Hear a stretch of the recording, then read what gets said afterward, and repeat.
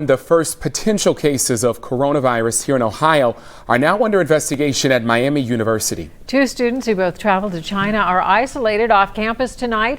And while the White House considers suspending all flights between the U.S. and China, Americans are being evacuated from the city hardest hit by this. So here's the latest here. That virus has killed 131 people in China. The number of cases there now tops 5,300. The entire city of Wuhan, where this all started, is now locked down. Outside of China, there are only 66 cases, 5 of those right here in the United States, and no deaths. Back to Miami now. The school has taken precautions like handing out face masks and even postponing basketball games tonight and even tomorrow. But it's important to remember here, the 2 students are only being tested. These are not confirmed cases. Walter Smith-Randolph joins us live now from Oxford. And Walter, health officials are saying it's not time just yet, at least, to hit the panic button. And students there seem to be listening, right?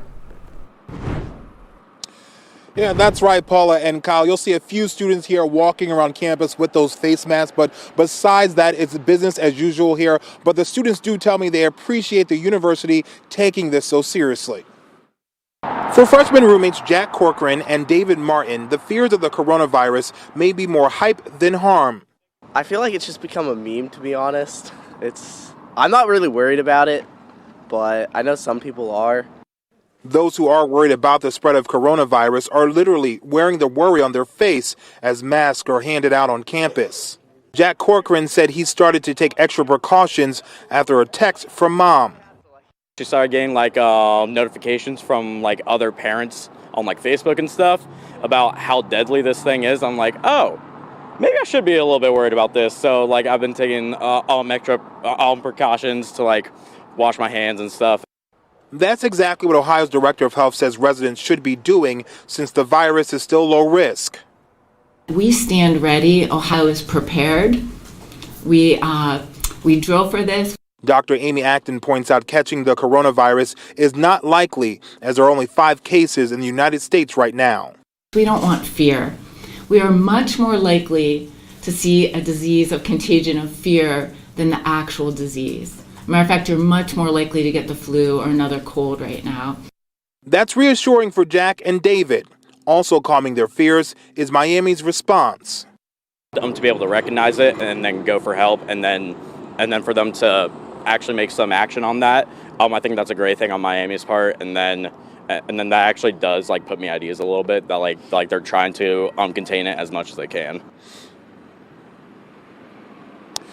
Now, we also reached out to the Cincinnati Health Department. They tell us tonight there are no coronavirus cases in the city.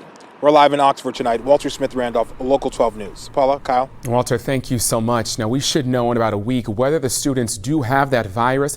Here's the thing about it, though. The symptoms, they're similar to just about every other seasonal bug out there. We're talking about fever, cough, shortness of breath. And once you're exposed to the virus, it could be anywhere from 2 days to even 2 weeks before you show any symptoms. And just like the flu, you can be contagious before you even feel sick. So protect yourself as you would against the flu. Wash your hands often and use disinfectant wipes on things like doorknobs and light switches that are commonly touched. If there's a concern, the fact that it may spread more easily than first thought is it. That would make it very difficult to do screening of individuals if you're spreading infection without having any symptoms.